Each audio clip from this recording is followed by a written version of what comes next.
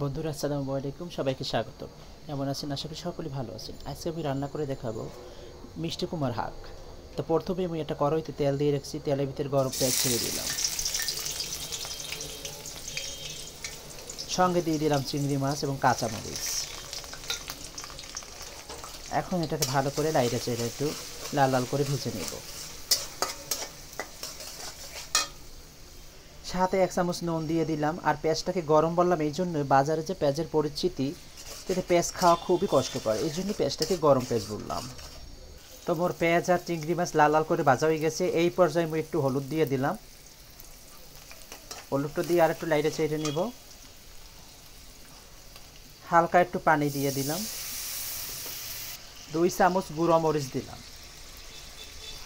2 চামচ গুঁড়ো মরিচ দিয়ে আর একটু লাইটে চেড়ে নেব। কষাইয়া সবজিটা দিয়ে দেব।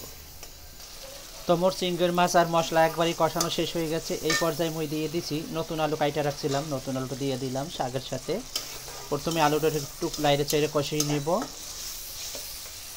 আলুটা কষানো শেষ। এই পর্যায়ে মই দিয়ে দিতে আছি মিষ্টি কুমার শাকের ডাঁটাগুলো।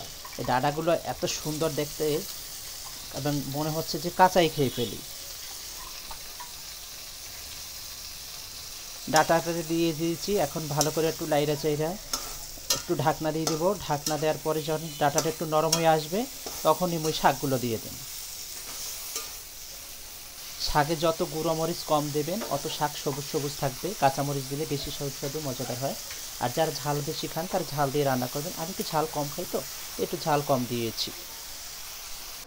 তো বন্ধুরা, তোমরা দেখতে পাচ্ছ মোর ডাঁটা সিদ্ধ হয়ে একবার একটুখানি হয়ে গেছে। একটা কড়াই ভরে দিয়েছিলাম, এখানে একটুখানি হয়ে গেছে। এই পর্যায়ে মুই শাকগুলো দিয়ে দিই। তো মুই উপরে শাকগুলো দিয়ে দিলাম। শাকগুলো দিয়ে একটু ঢেকে দেবো। ঢেকে দিলে কিছুক্ষণ পর উঠেই একবার লেতা লেতা হইয়া অল্প একটুখানি হয়ে যাইবে। তো আমি শাক দিয়ে ঢাকনা দিয়ে দিছিলাম। এখন মুই ঢাকিয়া উদলা করে লাড়তে আসছি। লাড়তে সেটে একটুক্ষণ হয়ে গেছে। শাকগুলো একটু ভালো করে মিলাই জিলাই দিতে আসি।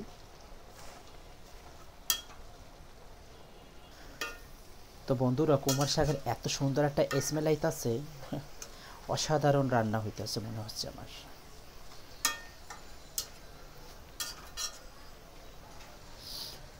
তো বন্ধুরা, আমার একবারে শাক কষান্ডা কাশান্ডা হয়ে গেছে। এই পর্যায়ে মুই একটু ঝোলটা দিয়ে উড়েই হলাম।